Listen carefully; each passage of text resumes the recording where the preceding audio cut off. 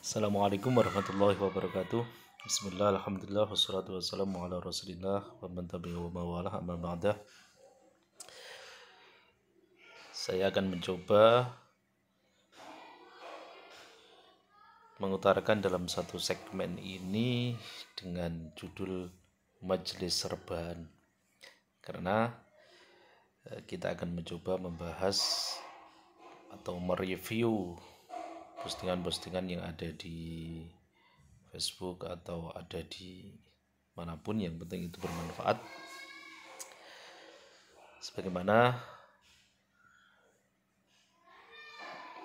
yang kami review dari panspeknya Pondok Pesantren Lirboyo.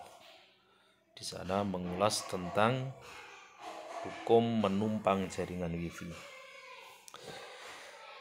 Ya, karena biasanya di desa-desa seperti di Trenggalek yang saya tempati ini memang kadang kita tidak ada kuota lah atau bagaimana, di tetangga ketepatan ada wifi yang siap untuk dinikmati. Kadang passwordnya juga tidak dirahasiakan. Seperti di kediaman saya, saya serahkan semua. Siapapun yang ingin menggunakan jaringan wifi, kami persilahkan. Apalagi anak-anak yang sedang belajar sekarang, belajar daring, itu membutuhkan data internet. Cukup ke musola, kemudian yang penting tidak ramai-ramai, tidak mengeraskan musiknya, saya persilahkan untuk menggunakan wifi. Baik, bismillah, alhamdulillah, wassalatu wassalamu ala rasulillah wa man tabi'ahu wa mawalah. Para pemirsa channel Akib Ahmadi, dulu channel ini adalah channelnya grup Sholawat Ahbabul Musyafa. Jadi makanya kebanyakan di channel ini sebagian besar adalah postingan lagu sholawat. Mari kita simak bersama ini panspek yang ada di Lirboyo. Silahkan like panspek Lirboyo. Itu postingan dari tanggal 30 November pukul 16:05. Bismillahirrahmanirrahim. Hukum menumpang jaringan wifi. Ini ada pertanyaan. Assalamualaikum warahmatullahi wabarakatuh. Saya mau bertanya bagaimana hukum menggunakan jaringan wifi saudara tanpa izin darinya. Jadi kalau istilah pesantren itu ada istilah ghosab. Apakah ini termasuk ghosab atau tidak? Coba kita simak dari hasil analisa santri Lirboyo di Pondok Pesantren Lirboyo. Hamba Allah dari Bengkulu yang bertanya. Admin, waalaikumsalam warahmatullahi wabarakatuh. Salah satu hal yang sering terjadi di masyarakat, ada sebagian orang yang secara diam-diam mengakses internet menggunakan jaringan hotspot atau wifi saudara, teman, tetangga, atau orang lain tanpa seizin.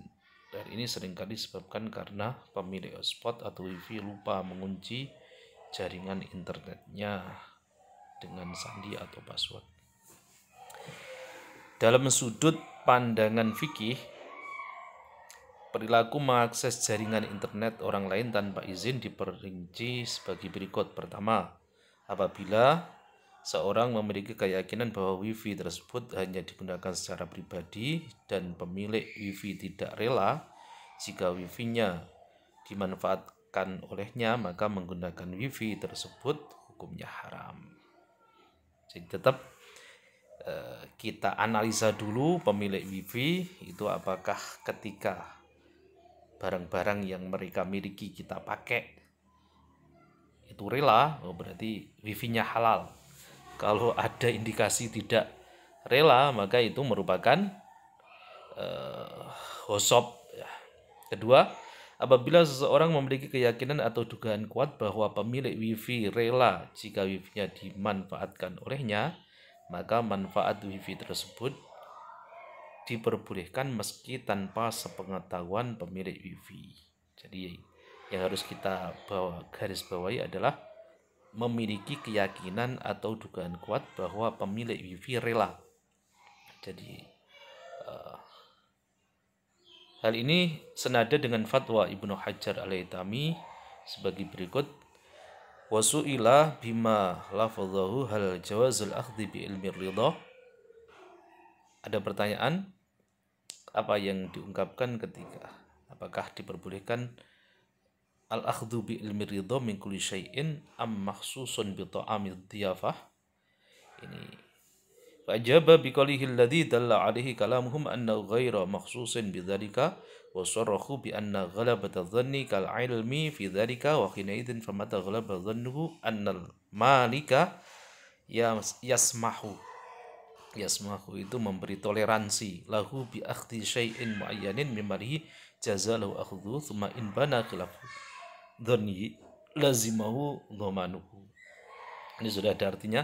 Imam Ibnu Hajar ditanya, apakah kebolehan mengambil sesuatu dengan keyakinan adanya kerelaan pemilik itu tertentu dalam hal hidangan atau yang lainnya? Dhiyafah itu contohnya ketika kita bertamu di rumah orang, nah di situ di meja kamar tamu itu sudah ada jajan, sudah ada hidangan, itu tanpa disuruh pun si tamu boleh untuk, tanpa dipersilahkan pun si tamu itu sudah boleh untuk sudah halal, artinya sudah halal untuk dimakan selama tidak dibawa pulang. Jadi catatannya, hidangan atau makanan snack yang ada di ruang tamu itu halal dimakan dan tidak boleh untuk dibawa pulang. Kalau dibawa pulang itu tidak boleh, karena tamliknya itu, karena hak miliknya si orang yang bertamu itu ya ketika dia bertamu itu.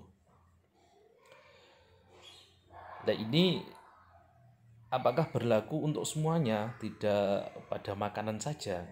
Para ulama menjelaskan bahwa prasangka kuat itu kapasitasnya sama dengan keyakinan. Untuk itu apabila seorang memiliki prasangka kuat bahwa pemilik barang yang memberikan keluasan untuk mengambil barang miliknya, maka ia boleh mengambilnya. Namun jika sebaliknya, maka ia wajib mengganti rugi.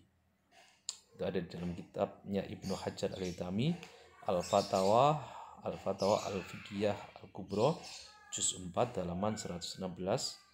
Berarti dengan demikian, hukum memanfaatkan jaringan internet hotspot atau wifi tanpa sepengetahuan pemiliknya tergantung pada adanya dugaan kuat apakah pemiliknya rela ataukah tidak. Wallahu a'lam. Itu berarti kita kembalikan lagi kepada diri kita. Oh, ketika jaringan wifi tetangga itu, ketika tetangga itu baik, apapun yang mereka miliki itu diberikan kepada kita, maka insya Allah hanya wifi, hanya jaringan wifi yang tidak sampai mengurangi kecepatannya, itu gak masalah.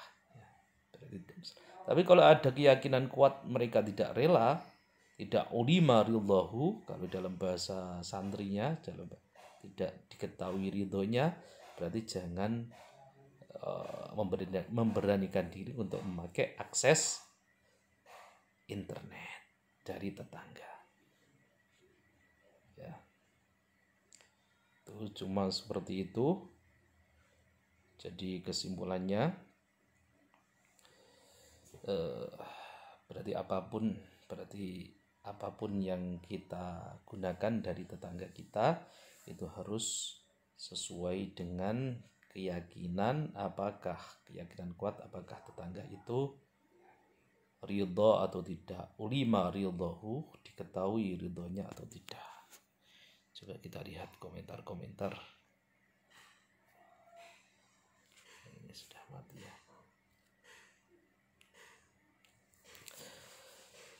Demikian, jadi satu kesimpulan tadi, menggunakan internet, jaringan wifi dari tetangga itu hendaknya, apalagi kalau kita izin, itu malah lebih baik. Mas, saya sedang miskin, tidak punya data, padahal saya sedang ada tugas. Ini saya mohon izin, minta passwordnya dong, ya. Minta passwordnya supaya halal, beneran. Jadi kadang memang kita itu dihadapkan pada kondisi di mana kita itu malu untuk izin. Ya gengsi dong ya. Sebuah kegengsian ketika kita izin untuk menggunakan jaringan wifi. Mungkin cukup sekian, nanti kita lanjutkan pada majelis rebah berikutnya supaya bermanfaat untuk saya sendiri. Dan jangan lupa like fanspage-nya Pondok Lirboyo, karena audien netizen itu tidak hanya di Facebook saja, kita butuh di YouTube. Semoga video ini lebih mengenalkan kepada Pondok Pesantren Lirboyo dan kita selalu mendapatkan ridho dari masyayikh Lirboyo. Wallahul muwaffiq ila aqwamit thoriq. Wassalamualaikum warahmatullahi wabarakatuh.